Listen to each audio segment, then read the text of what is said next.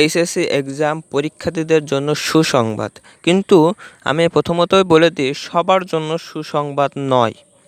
যাদের ধরেন আপনার খাতাটা নষ্ট হয়েছে তাদের জন্যই এই সুখবরটি।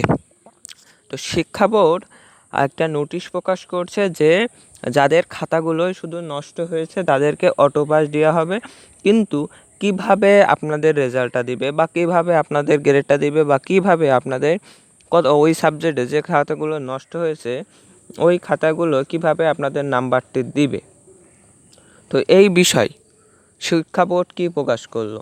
তো শিক্ষা বোর্ড এখনও ওই বিষয়ে শুধু অটোপাস দিবে এই কথাটাই সে বলল, কিন্তু কোন শিক্ষার্থীদের কত গ্রাম পয়েন্ট দিবে বা কত নাম্বার দিবে এই বিষয়ে কোনো প্রকাশ করেনি তারা।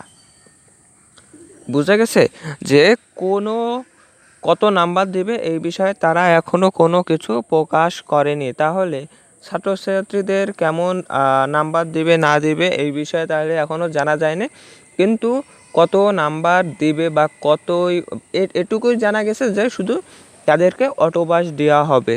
কি বললাম? অটো পাস দেওয়া হবে, শুধু এটুকুই জানা গেছে।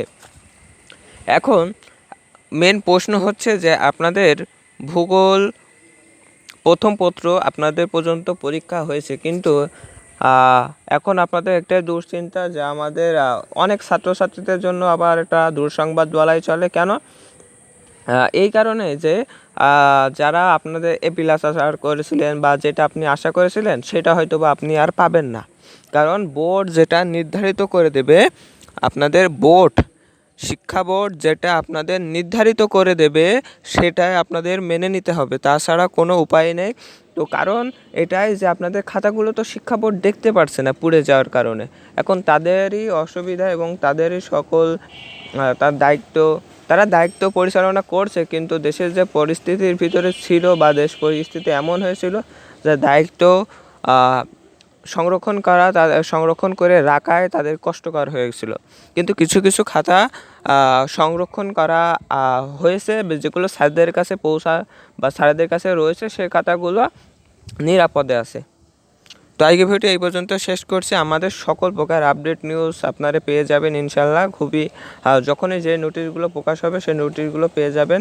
আশা করি আমাদের চ্যানেলটি সাবস্ক্রাইব করে রাখবেন, পাশে থাকা বেল আইকনটি বাজিয়ে রাখবেন। ধন্যবাদ সবাইকে।